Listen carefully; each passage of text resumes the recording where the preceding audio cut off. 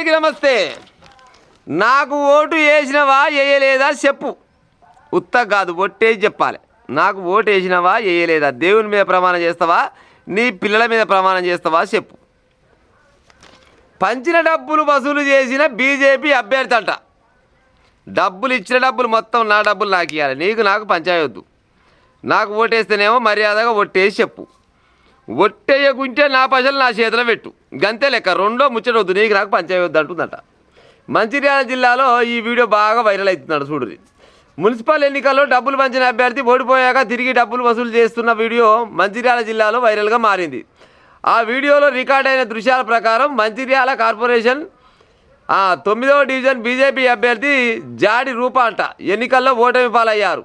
అయితే ఒక్కో ఓటుకు 3,000 రూపాయలు చొప్పున ఇచ్చినా అయినా ఆశించిన మేరకు ఓట్లు రాలేదని ఆవేదన వ్యక్తం చేశారు. దీంతో సోమవారం నగదు పంచిన ఓటర్ల జాబితా చేతపట్టుకొని మరీ డబ్బులు వసూలు చేసి నాకే ఓటేసినావా పోయలేదా అంటూ ఒట్టేసుకుంటే డబ్బులు మొత్తం వసూలు చేస్తున్నట్టు ముచ్చట చూడరు కథ. ఇంకా బాగా ఇది పేషన్ అయిపోయింది. ఓట్ల ముందలనేమో మమ్మ కానీ మయ్య కానీ కాలు మొక్త తేలు మొక్త నాకు ఓటేయరని 2,000, 3,000, 5,000, 10,000, 7,000 ఏకంగా 70,000 రూపాయల దాకా పంచిరు. ఓడిపోయినాక తేరి నా పైసలు నాకు ఇయ్యి. ప్రజలారా, నేను ఒక చిన్న ముచ్చట అడుగుతా. ఇప్పుడు అభ్యర్థులు అంటోళ్ళు పోటీ చేసిరు. ఈ పోటీ చేసిన వాళ్ళు ఓటర్ల ఇంటికి పోయి ఇచ్చిరా, ఓటర్లే పోటీ చేసిన వాళ్ళు అభ్యర్థుల ఇంటికి పోయి పైసలు అడుకొచ్చుకోరా? అభ్యర్థులే కదా ఇంటికి వచ్చింది. నా పువ్వు గుర్తు కోటేయి, నా చెయ్యి గుర్తు కోటేయి, నా కొడవలు గుర్తు కోటేయి, నా కారు గుర్తు కోటేయి అని చెప్పింది అభ్యర్థులే. మళ్ళా పైన ఓడిపోయినాక నాకు ఓటేసిరా వేయలేదా, నాకు ఒట్టేసి చెప్పాలి. ఒట్టేసి చెప్తేనేమో లెక్క, లేకుంటే నా పైసలు నాకు ఇది. చూడురే, ఈ జనాలు కూడా బాగా తయారయ్యారు. అయినా ఈ అయినోళ్ళ కాడ కానోళ్ళ కాడ చేయి పైసలు అడుకుంటే రేపనాడు గిట్నే ఉంటాయి. ఉన్నది ఒక్క ఓట. 4 పార్టీలలో వచ్చిరి, 3,000 రూపాయలు చేతిలో పెట్టిరి. మరి ఎవరికి వేయాలో ఓటు చెప్పు. ఒక్క ఓటుని ఎంతమంది కానీ వేస్తాం? ఒక్క ఓటు ఒక్కరికే కదా వేసేది. మరి ముగ్గురిని మోసం చేసినట్టే కదా లెక్క. ముగ్గురిని మోసం చేసినట్టే కదా లెక్క.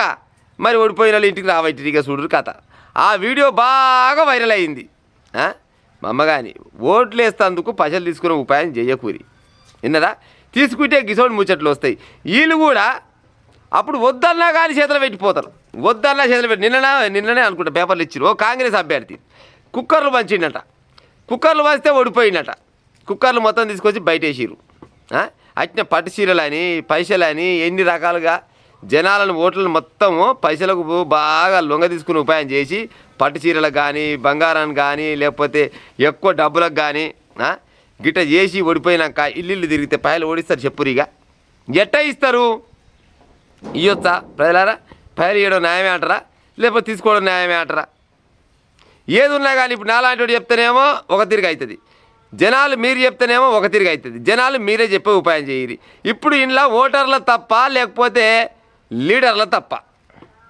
లీడర్లు మాత్రం పక్కా వారం 10 రోజులు ప్రచారం చేసేటప్పుడు రోజు అతసేరు మందు, చికెను, మటను అన్ని రకాలుగా సౌలత్ చేస్తారు. మళ్ళీ ఓట్లు తెల్లారనంగా నైట్ మొత్తం పైసలు గుప్పితూనే ఉంటారు. పైసలు గుప్పినాక ఓట్లు అయిపోయినాక ఓడిపోయినాక మళ్ళీ ఎవరికి ఇచ్చిన ఏం కథ మొత్తం లిస్ట్ రాసుకొని పలానింటే 4 ఓట్లకు ఇచ్చిన, నాకు ఓట్లు వల్లే నేను ఓడిపోయినా. 4 ఓట్లు నాకు వేసిరా లేదా? దేవుని మీద ప్రమాణం చేయరి, మీ పిల్లల మీద ప్రమాణం చేయరి. గిట్ట అడుకుంటూ పోతే ఎటపాడైతే చెప్పురిగా. అందుకోసమనే ఓట్లు వేసేటప్పుడు వీళ్ళు పైసలు తీసుకోవద్దు, వాళ్ళు పైసలు పంచవద్దు. కానీ వాళ్ళు పైసలు పంచుతారు, వీళ్ళు పైసలు తీసుకుంటారు.